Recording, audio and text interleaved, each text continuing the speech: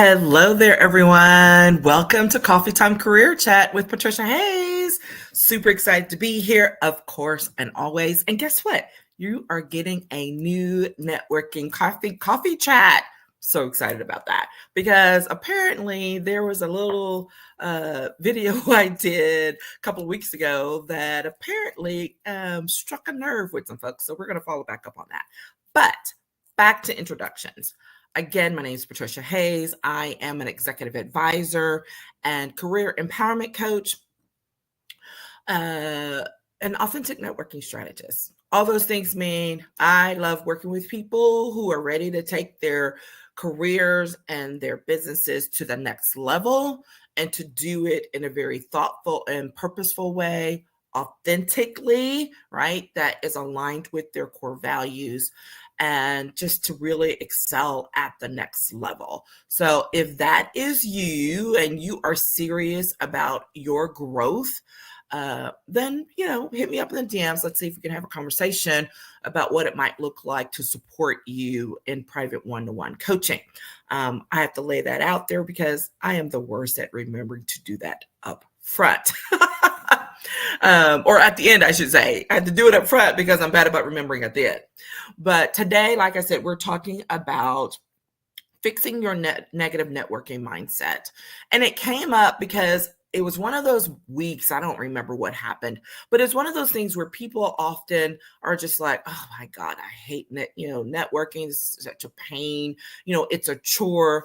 And I am well aware that besides public speaking, it is the professional skill that is most detested by most people. So public speaking and networking are two of the most hated professional skills out there, and I love both of them.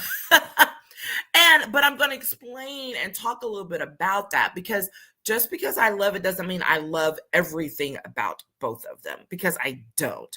And so we're going to talk about how you work through some of those pieces while still meeting the needs of your growth, of your professional skills, and building things out the way that they should and need to be for you to achieve at the next level. So here's the thing. Bottom line, first of all, is that you must shift how you think about building your relationships. The reason why people hate networking so much is because they're stuck in that old way of thinking about what networking is. The whole trying to go to a happy hour, seeing how many people you can glad hand in 30 minutes or less, and they go home and wash off because you feel so slimy, right? I get it. I detest happy hours. I do not like them, right? But I get that sometimes happy hours, fundraisers, receptions, crowds of large people are things that are necessary because of the work that you do, because it's required by, your company or something. Like you got to show your face, right? And this is where it kind of just builds on. Most of the time it builds on in layers, especially if you ended up having a negative networking experience at some point in time. Let's say someone stood you up. Let's say something just, out of pocket happened at one of these happy hours or something like that. And so it just really has set you off and you're like, I don't like this stuff. And so what people either do, or one of two things most of the time, is they stop going completely, which I do not advise, or they go with such a nasty attitude that you end up missing out on valuable opportunities, right? So it's about shifting. We're talking today about shifting all of that so that you can reset and really focus on what matters. And here's the thing. We're not talking about being influenced by what other people are doing. This is what messes most people up, because you're like, oh, well, I have to go to that thing and I have to do this thing. If you put the words have to in front of it, it's normally going to create this negative energy around the thing, right? So maybe let's start talking about shifting our language from have to get to, right? I learned that from someone. But also, because that also gives a little more excitement. I'm like, hey, I get to go do this thing. what can I make of it? Like, gives you the opportunity to get excited about it, to have a little more energy, positive energy about the experience. Now, again, if there are just certain types of gatherings you're not a fan of, I get it. And you can still make them work for you. So I'm going to give you my classic example, besides the whole happy hour thing, real quick. I have never been a fan of happy hours, but I always go with a plan, right? And this is the same thing that I'm about to introduce you to from when I was doing lobbying all the time. I was a baby lobbyist.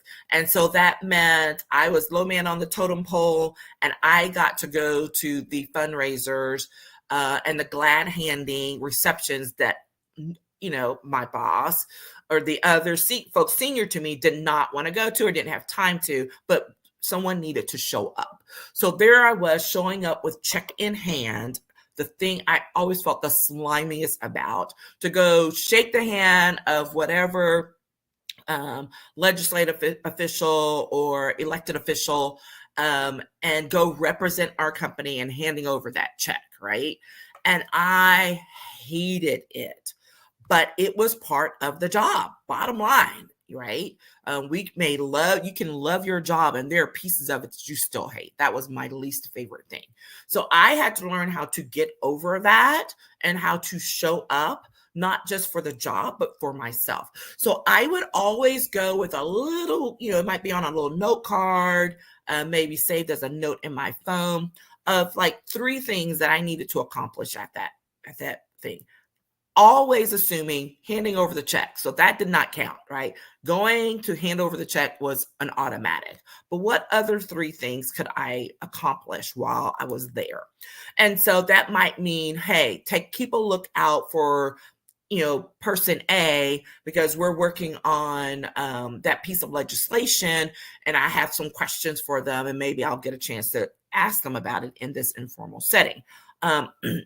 Number 2 might be, hey, go look for person B, because I heard they just got back from a great trip, and I'm kind of interested in taking that trip one day. So I want to see how they're doing and go check in on that, right? And then maybe the 3rd thing is person C, which is, I really need to get to know this person better. So maybe I'm going to be looking for them to introduce myself, or to say, hey, can we set up and have coffee sometime later, coffee or lunch, get together. So I always went with that plan, and thinking about what it was from that, from each moment. And remember, I was doing fundraisers a lot. Sometimes it might be 2 or 3 a week. So I would always get my little plan together, get in there, and then set a timeline for myself. So if I'm like, okay, this is not my favorite thing to do, I need to go, I need to show my face, make sure I say hello to the folks that I need to. Maybe I'm in and out in 45 minutes. Maybe that's what it is. What I always learned, that once I got in there and started having conversations with people, I always ended up staying longer than I originally intended. The majority of the time, I ended up staying longer. Same thing with happy hours. Again, a thing that I don't like to do, but I would go with a plan. I would go with, I'm looking to meet these 3 to 5 new people. I'm not handing out my card to 1,000 people. I'm only going to go do these, 2, 3 things, and then I'm out. Another trick that I would advise people to do is take someone with you, or make sure you arrange to meet someone there, right? That always helps to take the edge off. But when the real core of this is not about the tips and tricks of what to do once you get there, or to prepare yourself, but thinking about what it is you're really doing. And what it is you're really doing is building relationships for X, building relationships for your lobby practice, building relationships for your business, building relationships on behalf of your organization. So when you shift and think, okay, what relationships do I need to build this month? And where do I need to go to perhaps to work on that? that takes it a completely different direction, as opposed to, oh my God, I have to show up to this thing. You're like, okay, I get to show up to this thing, and let me see how I can perhaps reach out, connect with some folks that will be beneficial to a project I'm working on, to representing my company in this way, to representing my organization in this way. The other thing that, and the next thing is, there are several little lists of B's, of things you need to be in this process in order to shift your mindset from being negative about networking to being positive about building relationships. That is, first, you have to be deliberate. The majority of the time, a reason why people detest it so much is you're just going in willy-nilly. Like, again, you don't have a plan. You're not associating this with something positive that's going to be helpful to you. Be more deliberate about what it is you're doing and what you're going to accomplish, right? And we're going to temper that, because we don't want to be transactional in what we're talking about. We'll get to that in a minute. But be deliberate, be methodical about it. So again, not being willy-nilly all over the place, but it's like, okay, I need to make sure that I connect with these 5 types of people over the course of the next 30 days. That's being methodical. You don't even have to try and do it all in one setting. Most people can't. I've been doing this for 30 years. It is literally has been my job to meet people and connect them up and all of that. So yes, I can make that happen. But if this is not the thing you love to do and you need to build this skill, then build the skill. And the way you build the skill is to practice it regularly. So being methodical about how you reach out on a regular basis is exactly what is going to help you get there. This is like literally the whole reason why I created my 30-day networking challenge way back when, is because people needed to learn how to build the practice of doing the thing, right? Happy to share that course with you. And if you will hit me up in the DMs or go check it out on the link. All right. The third thing is you got to be focused. You see all these things link in. Again, not being willy-nilly, not being random all over the place, but be focused about what it is you're trying to accomplish this week, this month, this year even, okay? Be focused about it. Then be caring. This is that piece that most people miss again, which is why you don't like it. But if you're going in just saying, okay, yeah, what did you do? How you doing? Okay, fine, move along. Like, not really caring. This is why you miss out on opportunities, because instead of trying to talk to 10 people about basically nothing, what if you focus on trying to talk to 5 people a little more in depth? That's literally what I go for doing. So if I know that someone has just come back from a trip, I'm going to be deliberate about asking them, how was your trip? Tell me all about it. Like, engage in a conversation that's going to require a real answer that you're going to listen to, right? You're going to actually listen, use those ears, and engage in a back and forth conversation. This is what we do when you're building a relationship, right? And too many people are not trying to do that. They're just going in, glad handing, quote, touching as many people as possible and then getting out. If you know someone has been ill, or a family member, something's going on, again, without being like, not necessarily trying to get in someone's business or expose a whole bunch, but if you say, hey, I'm just checking how are things going with you guys. I know there was a few things going on there. Give them the opportunity to say, hey, it was great, or even to share a little bit more, right? That's building trust in that relationship. And the fact that you're being thoughtful to even bring it up, oh my gosh, that takes you so far, okay? So be caring. It does not hurt to be human. And remember that other humans are going through things or dealing with challenges as well. And then the last thing, which links all of this together and ties it up with a bow, is be relational. Do not go in trying to figure out how many things you can do, and that's it, transactional. When you're being transactional, it's one time and then you're moving on. That is not how you build relationships. You build relationships by going in, looking to see what you can give as much, if not more, than what you can receive. And receiving is different than taking. Notice I said that, right? Because taking is transactional. It's just like, what can I get from you today? You don't have anything to give me. Okay, let me move on to the next thing. You can spot a taker a mile away, stay clear of them, move along. If you have to deal with them courteously as well, as you have to, and then move along. Know that that's not the person that you're trying to build a long-term relationship with. Okay. But when you are, there's a giving and a receiving that's going on. And you have to be willing to receive from people as well as to give to them, whether it's information, whether it's a little bit of time, whether it's a connection to some source that you realize, oh my goodness, hey, I think you two should meet up. Oh my gosh, what a perfect example. Just last week, I was attending a fundraising event for one of the boards that I'm on. And I ran into one of the ladies, I didn't know she was going to be there, who has become a mentor for me down through the years. She's a fellow attorney. We've never worked directly together. I think we did like in some bar activities and some, lawyer related activities and things like that. But someone that I've just admired, from afar down through the years. And we've started, reconnecting and catching up, and she's been checking in on me and was like, hey, how are you doing? What do you need support with? That type of thing. So we, run into each other at this event unexpectedly. We end up sitting down, having a conversation. She's checking in, and I'm like, yeah, this has not been going so well. There's been a little bit of difficulty with these things. She's like, hold on a second. I was like, okay.